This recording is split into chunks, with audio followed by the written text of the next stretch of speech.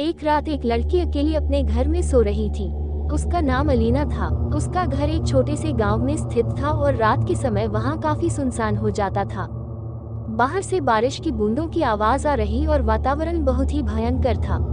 अलीना को धीरे धीरे नींद आ रही थी, लेकिन एकदम अचानक से किसी के चीखने की आवाज से उसकी आंख खुल गई।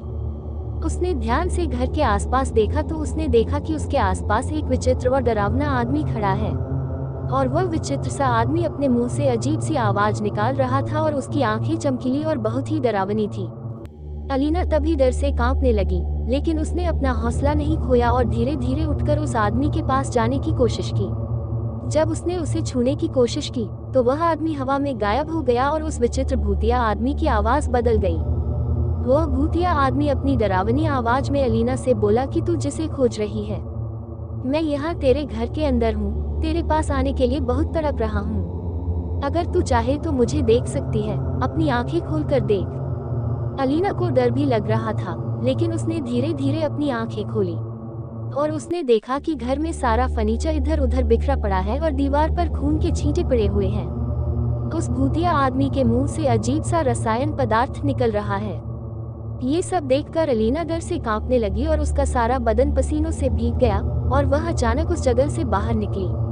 वह नए घर में रहने लगी, लेकिन उसे वह डरावनी आदमी की आवाज और घर की भयंकर दृश्य सपनों में आते रहे। उसके बाद से हर रात वह आदमी उसे परेशान करता रहा, उसके आंखों के सामने दिखाई देता और उसे डराता रहा। एक रात अलीना उस भूतिया आदमी से बिल्कुल भी नहीं डरी और उससे धमकाते हुए बोली, तुम्हें जो करना है कर लो, मैं तुमसे अब नहीं डरती, तुम जाओ, मुझे अब डर नहीं लगता। ये सुनकर वह डरावना भूत गायब हो गया और उसकी आवाज अलीना को फिर कभी नहीं आई। अलीना को अब बच्चों को डराने वाली कहानियों से भी डर नहीं लगता था। वह बच्चों को सुलाते हुए कहती थी, डरो मत, क्योंकि डर मात्र एक कहानी होती है। दोस्तों, मुझे पता है ये कहानी आपको बहुत अच्छी लगी है, तो जल्दी से हमारे चैनल अमेजिंग स्टोरी को सब्सक्राइब कर लो और मिलते हैं बहुत जल्द नेक्स्ट वीडियो में। धन्यवाद।